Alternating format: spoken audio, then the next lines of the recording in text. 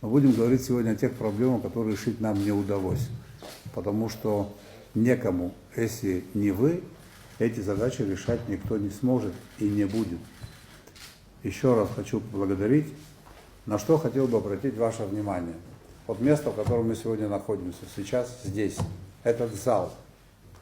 Это, на мой взгляд, символ того, что происходит в системе Министерства внутренних дел. Такой зал должен быть в каждом райотделе. Такой зал должен быть в каждом министерстве Республики Абхазия. Но этого нет. Нет по простой причине. По очень понятной простой причине.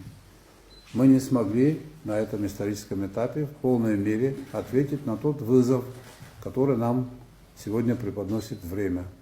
Это обеспечение нашего государства, его экономический суверенитет, развитие экономики.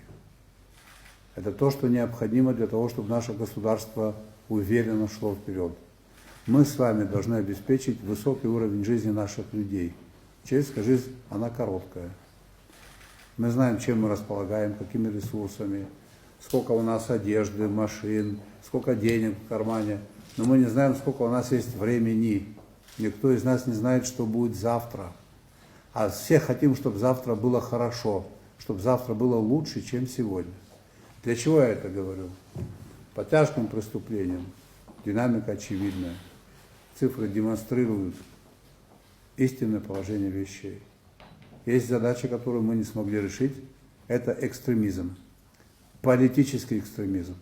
Я об этом говорю осознанно, и об этом буду говорить в каждой аудитории. Эта задача сегодня должна выйти на первый план. Постараюсь быть понятным для вас. Государство, президент, правительство пытается в силу своих возможностей привнести в нашу экономическую жизнь необходимые элементы. Мы сталкиваемся с неоправданным противодействием. Мы сталкиваемся с ложью масштабной, с дезинформацией нашего населения. Определенная группа лиц, определенная небольшая группа лиц приватизировала звание патриотов.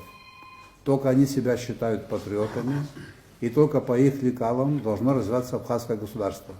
Значительная часть этих людей уже управляла нашим государством. Только что мы показали фильм, как они управляли этим государством. Тут фрагмент был, выступал генерал Дбар и говорил о том, что деньги передавались за выкуп людей в государственных учреждениях. В администрации президента деньги забирали. Мне лично рассказывал человек, который привез деньги. Ему звонили за выкуп, он ездил по городу в одно место, во второе, в третье. Потом сказали, заедете на площадку администрации президента, шлагбаум поднимется, стоит машина. В эту машину положите деньги. Так и было сделано. Вот что произошло. Вот что может с нами еще раз произойти, если мы, еще раз подчеркиваю, незначительную, отдельную часть экстремистско настроенных людей не остановим правовыми методами. Мы сталкиваемся с очень системной, глубоко конспирированной работой специальных служб во всех направлениях. Кто же лучше вас знает, людей в погонах, как любят нас критиковать за то, что то преступление не раскрыто, это преступление не раскрыто. Я помню время, когда, значит, я был представителем службы госбезопасности, и произошло покушение на президента. Хетце был тогда министр внутренних дел, Сафар Миканба генеральный прокурор. Люди, которые опосредованно были причастны к совершению преступления на президента, приходили к президенту и говорили, что силовиков сняли с работы за то, что они преступления не раскрыли. Так было, да, Утар Михайлович? Насколько эти люди циничны. Они никуда не делись. Они в нашем обществе, они с нами. Они приходят к нам за стол, с нами садятся, пытаются здороваться на мероприятиях Лева. И в некоторых случаях мы почему-то с ними здороваемся. Они хорошо известны. А кое-кто из них облечен властью. Так уже получилось. В этом плане, товарищ министр, уважаемые коллеги, мы с вами не дорабатываем. Это главная проблема. Я не призываю искать ведьм, всех называть врагами. Я хочу просто, чтобы вы на это обратили особое внимание. Вот тут фильм мы просмотрели. Техническое оснащение Министерства внутренних дел, повышение заработной платы на 100% произошло благодаря какому фактору? Российскому фактору. Это не бюджет Абхазии на себе смог вытянуть. Но повысили заработную плату на 100%. Что она очень высокая? Конечно, не высокая. Этого очень мало. Сотрудник милиции, участковый, оперативный сотрудник уголовного розыска, сотрудник ГАИ. Это не мне же вам рассказывать. Я хочу, чтобы вы знали, что я это понимаю. Я вам показываю свою погруженность, какую нагрузку он испытывает, сколько раз его покрывают за день матом, какое количество он испытывает физического воздействия, чтобы там оскорбить и так далее. И 22 тысячи рублей мы платим. Это нормально? Это ненормально. И когда мы говорим о том, что нам нужны экономические преобразования, что нам нужны инвестиции, их неоткуда взять, кроме как из России. И русский фактор начинает преподноситься как антиабхазский. Слушайте, нам Бог даровал эту возможность. Никто не ставит вопрос о том, что мы должны войти в состав России. Вопрос стоит по-другому. Мы должны воспользоваться возможностями России для построения своего собственного государства. У нас больше половины трудоспособного населения не имеют работы, не имеют источника финансирования, не знают, на что купить хлеб. Оттуда митинги, оттуда часть преступления, оттуда желание начать торговать наркотиками. Вы Почали здесь, начальник УФО, вы же знаете эту публику. Половина из них для чего торгует наркотиками? Чтобы как-то выжить, чтобы как-то заработать деньги. Это вещи взаимосвязанные. Поэтому эту задачу нам с вами необходимо решить.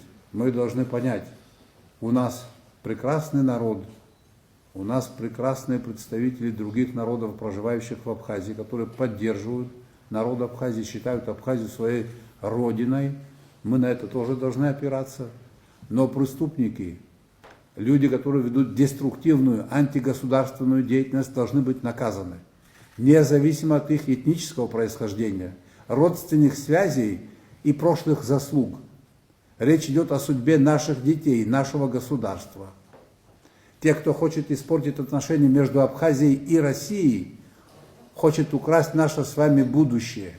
Они хотят нас направить по сценарию Карабаха или Украины. Я очень люблю Россию, но я сейчас не о России забочусь. Есть кому заботиться о России в России. Я забочусь о своей стране и о своем народе. Нас могут подвести к тому, что у нас начнется война. К этому могут нас подвести наши горе некоторые политики, которые претендуют во что бы то ни стало прийти и занять должности. Сотрудники милиции хорошо должны помнить, чем это обернулось, когда это работало в прошлом.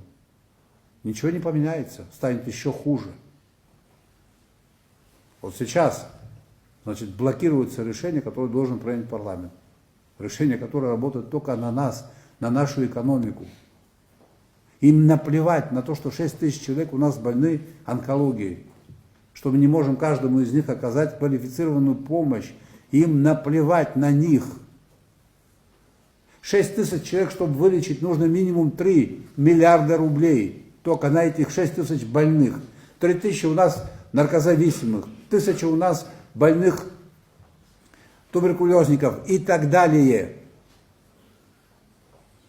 И видите ли, значит, работа, связанная с привлечением инвестиций, оказывается, угрожает нашей стране. Когда они сами пытались это сделать, но у них это закончилось чем? Они привлекали инвесторов и тут же их воровали на границе. Они же открыли экономическую зону в Гальском районе, бывшее руководство, 7 тысяч гектаров.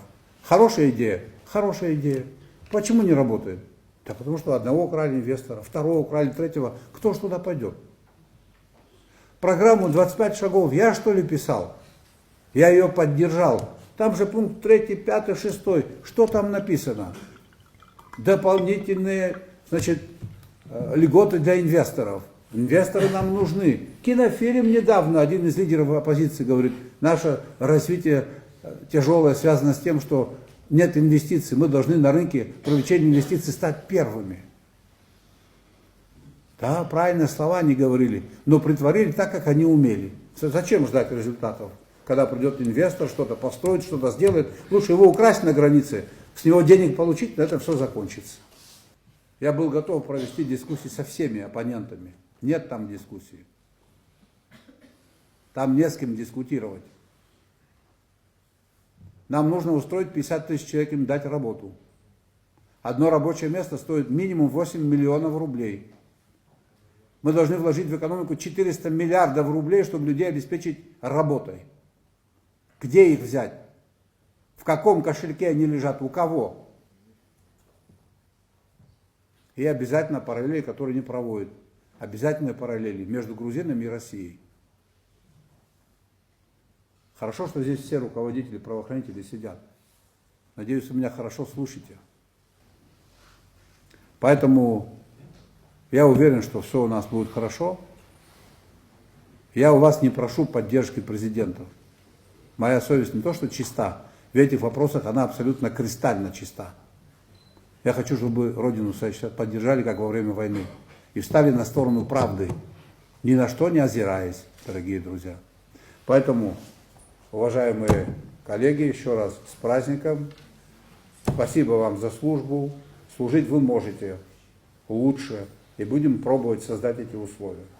Для этого нам необходимо обеспечить мир, правопорядок и нейтрализовать все, что нам мешает нашему развитию вперед.